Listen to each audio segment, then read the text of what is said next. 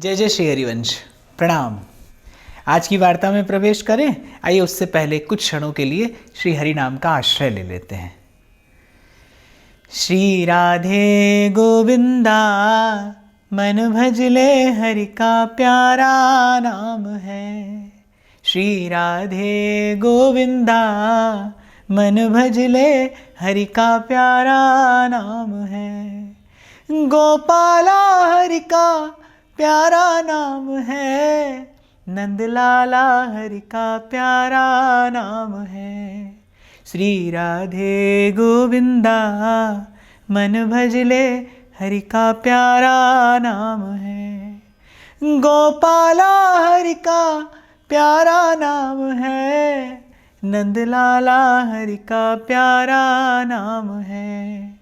श्री राधे गोविंदा मन भजले हरि का प्यारा नाम है। गिरिधर नागर कहती मीरा सूर ने श्याम लुभाया, सूर ने श्याम लुभाया। गिरिधर नागर कहती मीरा सूर ने श्याम लुभाया, सूर ने श्याम लुभाया। तुकाराम और नामदेव ने विठ्ठल विठ्ठल गाया, हो विठ्ठल विठ्ठल गाया। श्री राधे गोविंदा मन भजले हरि का प्यारा नाम है। गोपाला हरि का प्यारा नाम है। नंदलाला हरि का प्यारा नाम है। श्री राधे गोविंदा मन भजले हरि का प्यारा नाम है। राधे राधे गोविंद गोविंद राधे, राधे राधे गोविंद गोविंद राधे। गोविंद राधे गोपाल राधे, गोविंद राधे गोपाल राधे।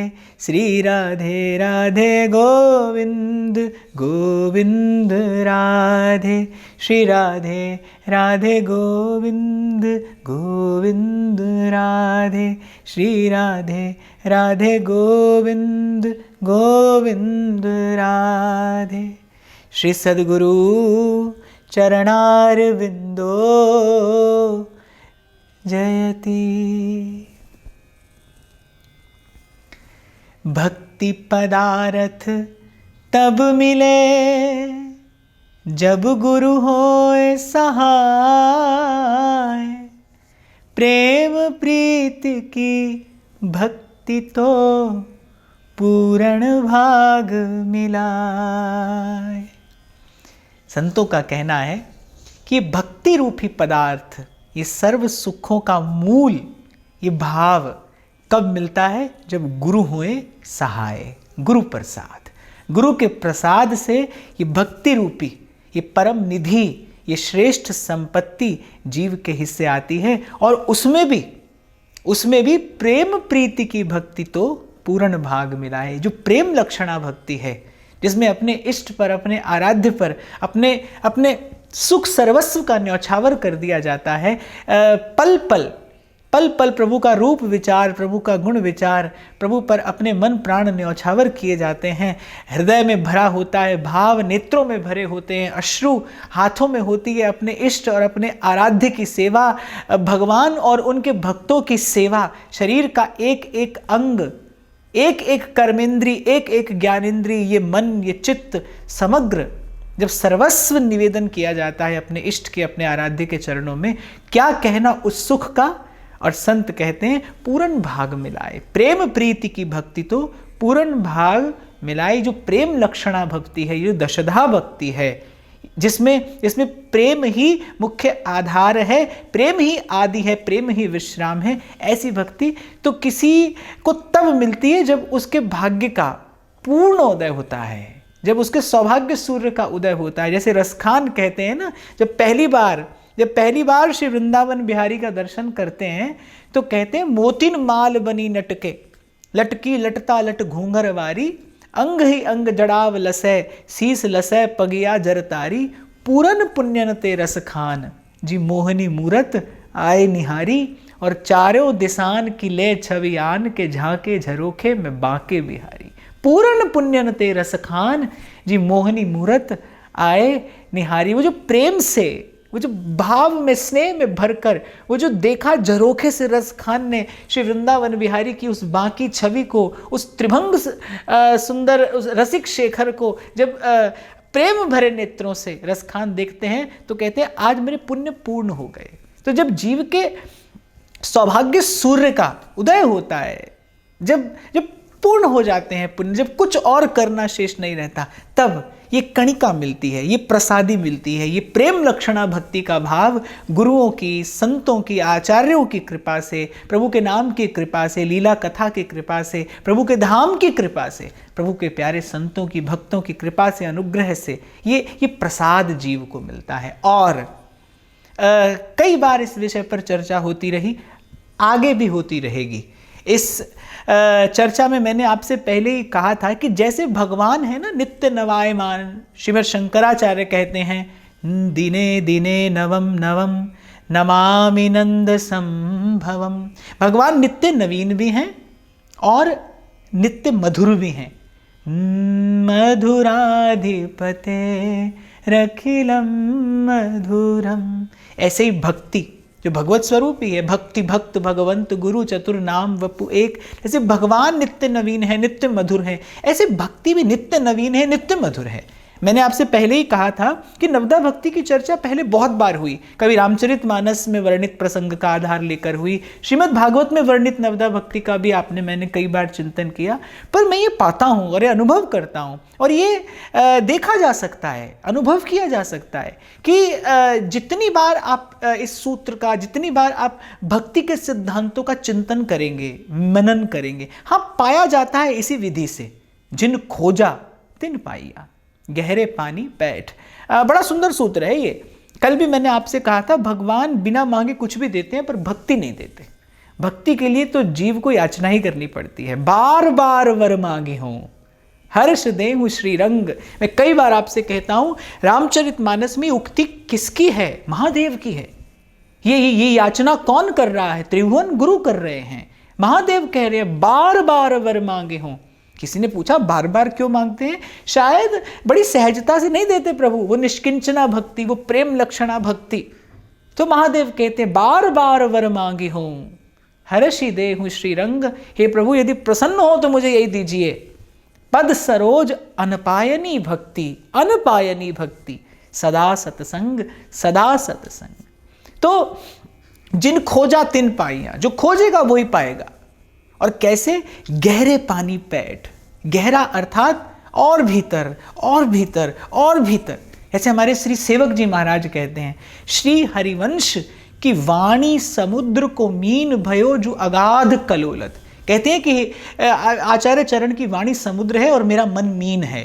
जैसे मीन गहरे समुद्र में कल्लोल करती रहती है और आनंदित रहती है, ऐसे ही मेरा मन भी इस रस समुद्र का मीन हो गया है। अब भीतर ही भीतर कल्लोल करता है, बाहर नहीं आना चाहता। और भीतर और भीतर और भीतर जितना आपका चिंतन प्रगाढ़ होगा उतने रस रत्न इस भक्ति सरोवर से प्रकट होंगे, जो आह्लादित करेंगे, आनंदित करेंगे, पवित्र करेंगे, शुद्ध करेंगे, बुद्ध करेंगे। तो जिन खोजा तिन पाइया, जो खोजेगा वो पाएगा। और खोजने की युक्ति क्या है? गहरे पानी पैठ, और उतरिए और उतरिए। इसीलिए मैं बार बार आपसे कहता हूं संतों की वाणी का बार बार चिंतन करिए। चिंतन करने की सामर्थ्य ना हो तो केवल रसना से गाइए, केवल जिह्वा से गाइए, रटिए, गुनगुनाइए। एक दिन कृपा होगी, कोई क्षण आपके लिए निश्चित होगा जिस दिन इन शब्दों में जो छिपी चेतना है, जो शक्ति है, जो प्रेम है, जो भाव है, वो आप पर अनुग्रह करेगा और आपके सन्मुख स्वयं प्रकट हो जाएगा। मैं फिर आपसे कह रहा हूं कि भक्ति नित्य नवीन है, भक्ति का भाव नित्य नवीन है, भक्ति की चर्चा नित्य नवीन है। आप जब जब करेंगे तब तब आपको कोई नवीन भाव, कोई नवीन रस रत्न इस भाव समुद्र से अवश्य प्राप्त होगा। ये शाश्वत बीज है, ये सनातन बीज है, ये अकाट्य सिद्धांत है। भक्ति भक्ति भक्ति त्रिसत्येव। नारद जी कहते हैं त्रिसत्येव भक्तिरेव गरीयसी, भक्तिरेव गरीयसी। त्रिकाल में कुछ भी सच हो झूठ हो, पर नारद जी कह रहे एक बात कल भी थी, आज भी है और सदा रहेगी, ये त्रिसत्य है। भक्तिरेव गरीयसी, भक्तिरेव गरीयसी। भक्ति ही श्रेष्ठ है, भक्ति ही श्रेष्ठ है। कहीं से भी देखें, जिस जिस विषय पर आप और मैं चर्चा कर रहे हैं, कैसे हो सतत भजन, इसी बिंदु पर आप और मैं विगत कुछ दिनों से चर्चा कर रहे हैं कि भजन सतत कैसे हो। कभी भजन और फिर कभी व्यवहार, कभी भाव और कभी अभाव, ये तो आपके मेरे जीवन में है ही, इसमें तो कोई विशेष बात नहीं है। कभी बहुत भाव होता है, कभी बिल्कुल अभाव होता है, कभी बिल्कुल मन नीरस होता है, कभी कभी तमोगुण इतना बढ़ जाता है कि बड़े निकृष्ट भाव भी भीतर आने लगते हैं। अगर ईमानदारी से साधक आत्मदर्शन करे, आत्मविश्लेषण करे, आत्मनिरीक्षण करे, तो वो ये पाएगा कि जिस मन से कभी कभी हम प्रभु का भजन करते हैं, जिस मन से कभी कभी हम प्रभु की सेवा करते हैं, उसी मन से विषय का भोग भी तो करते हैं, उसी मन से विषय का चिंतन भी होता है, उसी मन से निकृष्ट चिंतन भी होता है। तो ये तो कोई विशेष उपलब्धि नहीं हुई कि कभी भजन हो और फिर कभी अभाव हो। ये बात मैं आपको इसलिए कह रहा हूं कि इससे संतुष्ट ना हो जाइएगा। मैं कई बार देखता हूँ कथा में बैठे, सत्संग में बैठे, भाव में भर गया मन, अश्रु भी प्रवाहित होने लगे, थोड़ी पुलकावली भी होने लगी, और ऐसा लगता है कि जैसे हमने प्रेम पा लिया ना। अगर उसी को आप अपनी उपलब्धि समझेंगे तो फिर उन्नति नहीं कर पाएंगे, फिर आगे बढ़ने के लिए आप प्रोत्साहित नहीं कर पाएंगे स्वयं को। वो उपलब्धि नहीं है। गंगा के किनारे बैठने वाले को ठंडी हवा का झोंका तो बिना प्रयास के लग ही जाता है, और गंगा का किनारा पूछता नहीं कि अमुक व्यक्ति महात्मा है कि दुरात्मा। ऐसे जब किसी सच्चे संत के पास बैठते हैं आप और मैं, जब सत्संग में बैठते हैं आप और मैं, तो वो ठंडी हवा का झोंका लगना तो बड़ा स्वाभाविक है। बड़ी उपलब्धि क्या है? जब गंगा के किनारे पर बैठकर गंगा की पवित्रता का भी अनुभव हो, जब गंगा के आभा मंडल का अनुभव आपकी आत्मा, आपका और अंतर कर सके, जब धन्यवाद कर सकें आप उस क्षण का कि आपको गंगा तट पे बैठने का अवसर मिला है। कहने का तात्पर्य जब गंगा की प्रतीति हो जाए, जब भगवती गंगा की महिमा की प्रतीति हो जाए, तब उपलब्धि है। तो ऐसे कभी भजन हो और कभी अभाव हो, कभी व्यवहार हो, कभी विषय का चिंतन हो, ये कोई बहुत बड़ी उपलब्धि नहीं है बाप। इसको उपलब्धि समझना ही नहीं चाहिए।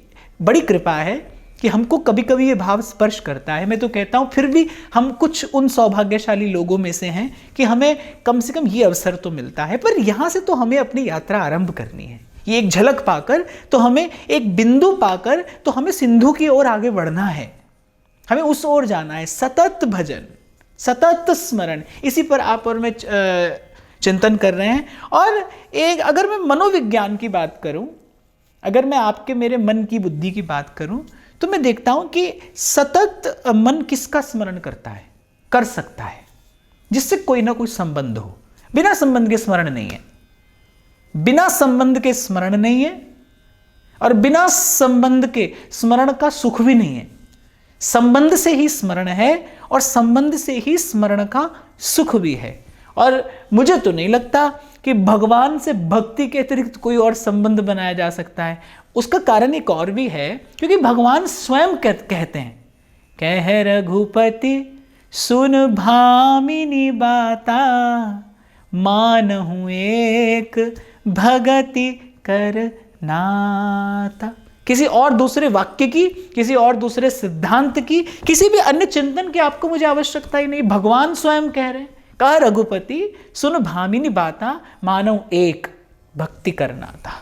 मैं भक्ति के अतिरिक्त कोई दूसरा संबंध मानता ही नहीं, स्वीकार ही नहीं करता, कोई और भाव प्रभु अंगीकार ही नहीं करते। एक ही रास्ता है भाई, एक ही मार्ग है, भक्ति भक्ति भक्ति। उसी पर आप और मैं चर्चा कर रहे हैं। और मैंने आपसे निवेदन किया, ये नित्य नवीन है।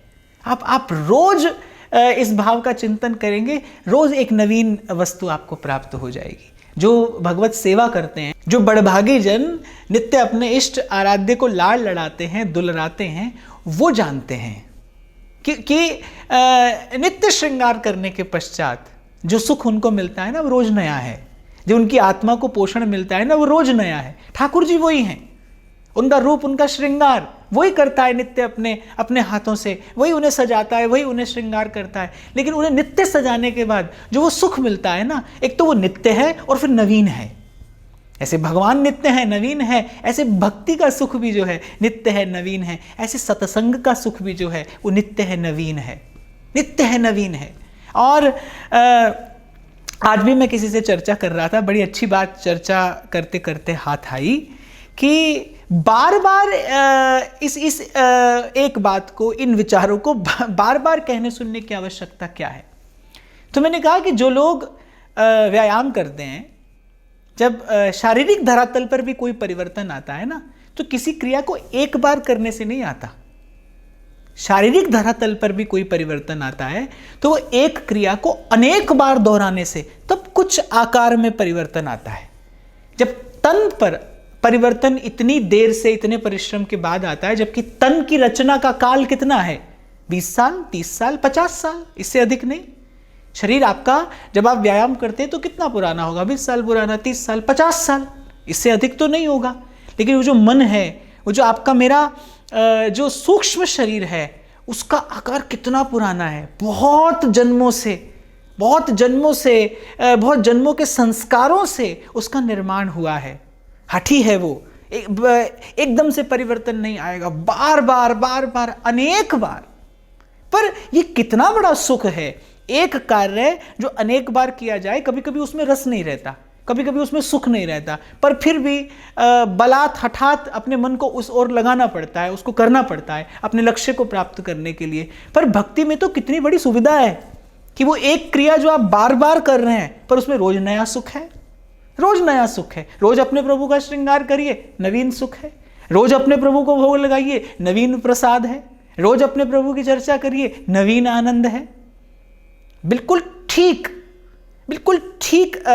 सटीक ये सिद्धांत आप अपने जीवन में इसका दर्शन कर सकते हैं, अनुभव कर सकते हैं कि जैसे भगवान नित्य है, नवीन है, ऐसे भगवान की भक्ति भी नित्य है, नवीन है। ऐसे भक्ति की चर्चा, भगवान की चर्चा भी नित्य है, नवीन है। और मैं आपको अपने छोटे से अनुभव से निवेदन करता हुआ आगे बढ़ूंगा कि एक बार में, 2 बार में परिवर्तन नहीं आता दीर्घ काल तक।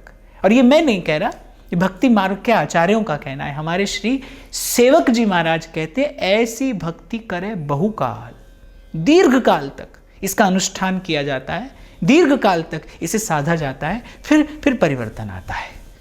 आरंभ किया हमने श्रवण से, उत्साह से भरकर फिर कीर्तन, और उसके बाद सतत स्मरण, सहज स्मरण।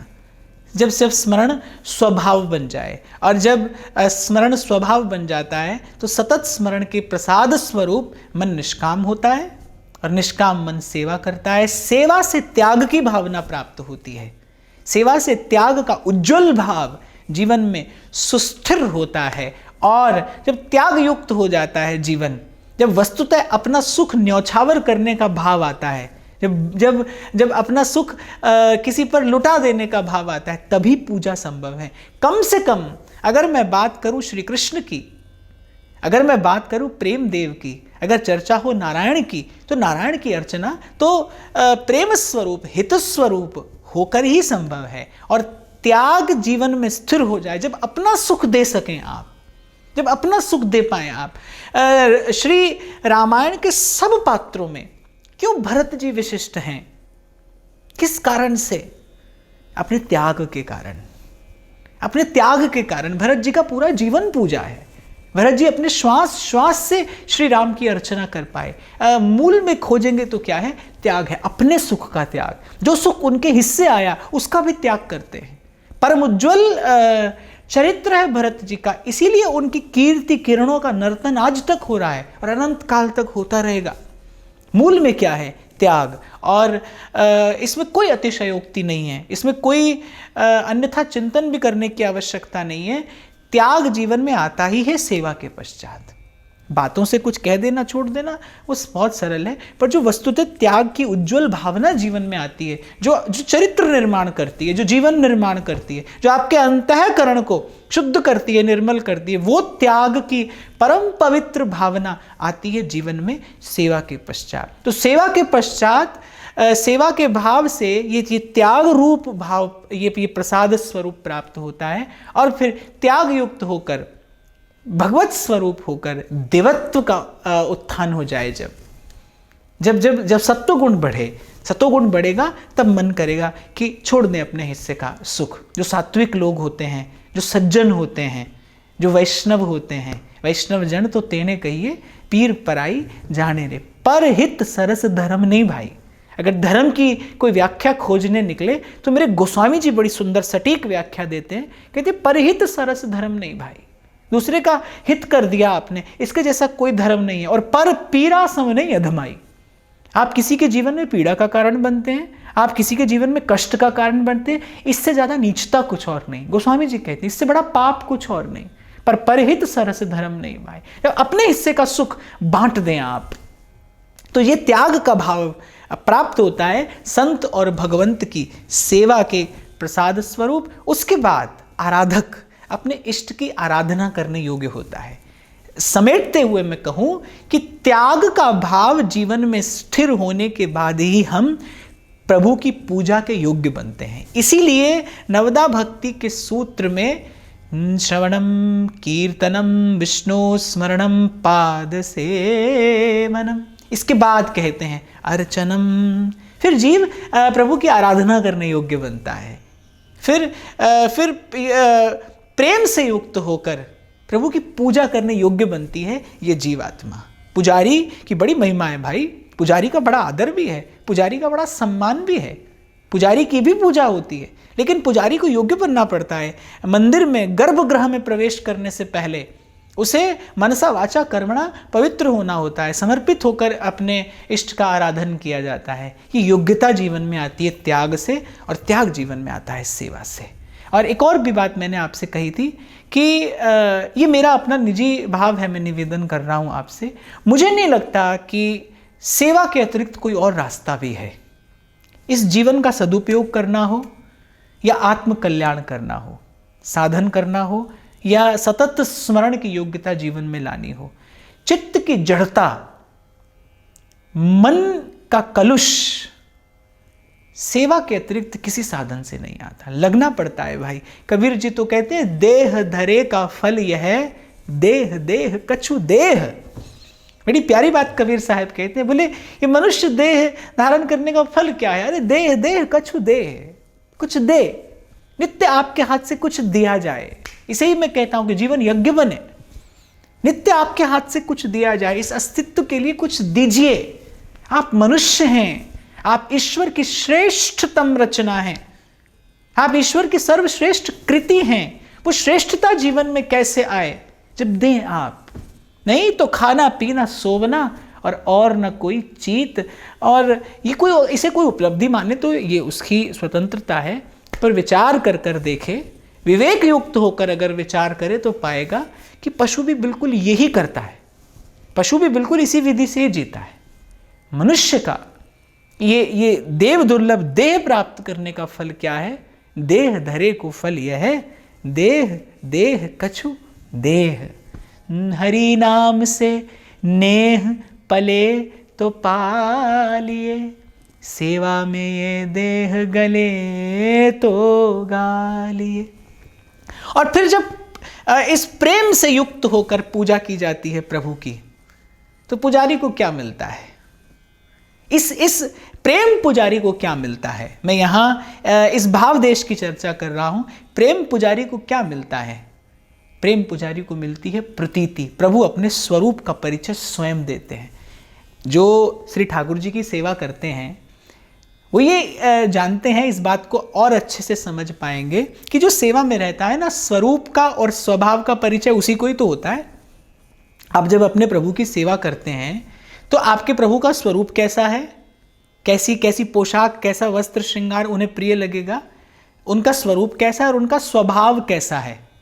थोड़ा समय सेवा में रहने पर स्वरूप का बोध होता है और दीर्घ काल तक प्रभु की सेवा में रहने पर प्रभु के स्वभाव से भी परिचय हो जाता है। लेकिन प्रभु के स्वरूप और स्वभाव से परिचय होता किसका है? जो प्रभु की सेवा करता है, जो श्री ठाकुर जी का श्रीअंग सेवी है, जो श्री ठाकुर जी को दुलराता है, लाल लड़ाता है, वही उनके स्वरूप स्वभाव का परिचय पाता है, उसी को प्रतीति होती है। तो भावयुक्त अर्चना से क्या प्राप्त होता है? भावयुक्त पूजा से क्या प्राप्त होता है? प्रभु के स्वरूप और स्वभाव का परिचय, जिसे प्रतीति कहते हैं। और ऐसा मैंने कहा प्रभु ही कराते हैं। सोई जाने जिन देहु जनाई, जानत तुम ही हुई जाई। फिर जो भक्ति, फिर जो भाव, फिर जिस चरण पर पहुंचता है ये जीव, उसे कहते हैं वंदन। श्रवणम कीर्तनम विष्णु स्मरणम पाद सेवनम अर्चनम, फिर तत्पश्चात वंदनम। वंदन, वंदन अर्थात क्या? कीर्तन और वंदन क्या एक ही नहीं है? कीर्तन में भी प्रभु का गुण गाया जाता है और वंदन करना भी प्रभु का गुण ही गाना है। पर यहाँ एक सूक्ष्म सा भेद है जिसे समझना चाहिए। कीर्तन बिना प्रतीति के भी किया जा सकता है। आपको कोई पद प्रिय लगा, आपने गाया। आपको प्रभु का नाम प्रिय लगता है, पूर्व के संस्कार से, सत्संग से आप गाते हैं। पर वंदन में थोड़ा भेद है, वंदन और गहरा है, वंदन में प्रतीति है। वंदन में जब प्रभु का यश, प्रभु का गुण गाया जाता है, वो प्रतीति युक्त स्तुति है। इसे समझने का प्रयास करिए। एक है सुनकर गाना, वो भी परम मंगलमय है। एक है जानकर गाना, उसका सुख, उसका आनंद कुछ और है। एक बात और मैं यहां पर कहूंगा, अगर किसी को प्रभु के स्वरूप की प्रतीति नहीं है, अगर कोई प्रभु के स्वरूप को पूर्ण रूपेण जानता नहीं है, वो गाएगा, उसे सुख मिलेगा। हरि का नाम मधुर है, मीठा है, मिश्री की डली है, कहीं से चखो, कोई भी चखो, मीठा है। जब कोई बिना प्रतीति के गाएगा तो भी उसको सुख मिलेगा, लेकिन जब कोई प्रतीति से युक्त होकर गाएगा तो केवल उसको सुख नहीं मिलेगा, उसके साथ साथ समग्र अस्तित्व सुखी होता है।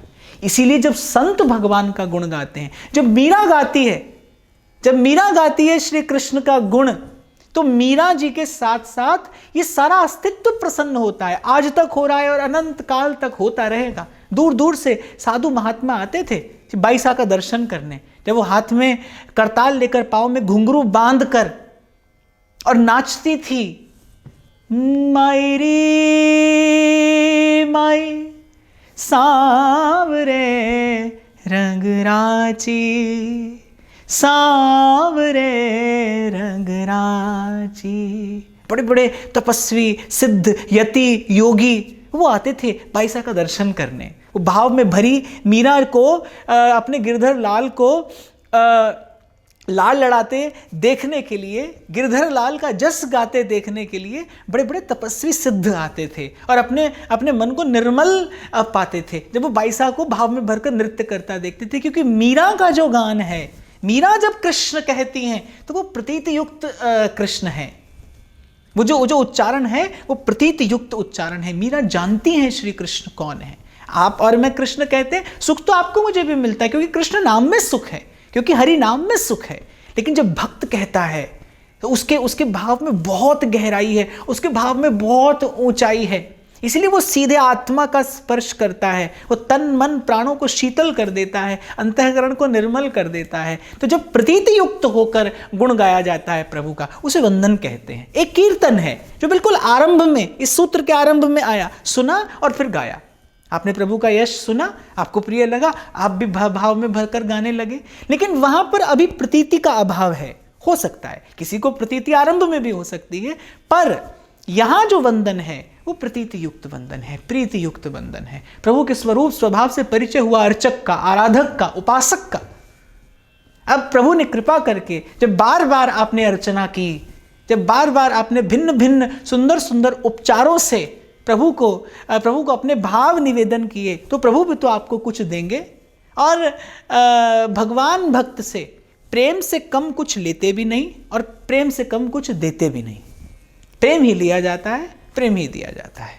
तो जब अर्चक, जब आराधक अर्चना करता है प्रेम युक्त होकर, भाव युक्त होकर, भक्ति युक्त होकर, तो फिर आराध्य क्या देता है, उपास्य क्या देता है? वो अपनी प्रतीति कराता है। और जब प्रभु की प्रतीति होती है, जब प्रभु की प्रतीति होती है, एक साथ आपकी चेतना समुद्र की सी गहराई और नभमंडल की सी ऊंचाई का अनुभव करती है, और उस प्रतीति से युक्त होकर जब गाया जाता है, जो गाया जाता है वो वंदन है। उसे श्रीमद् भागवत का ये भक्ति सूत्र वंदन कहता है। श्रवणम कीर्तनम विष्णु स्मरणम पाद सेवनम अर्चनम वंदनम दास्यम सख्यम आत्मनिवेदनम। तो यहाँ छठे चरण पर जब पहुँचती है भक्ति, या फिर मैं कहूँ जब छठे चरण तक जीव को पहुँचाती है भक्ति, अनेक दैवी गुणों से सुसज्जित कर देती है, यहाँ तक आने पर जीव प्रीति युक्त भी हो जाता है और प्रतीति युक्त भी हो जाता है। उसके पश्चात क्या होता है, इसका चिंतन कल करेंगे। जय जय श्री हरिवंश। प्रणाम।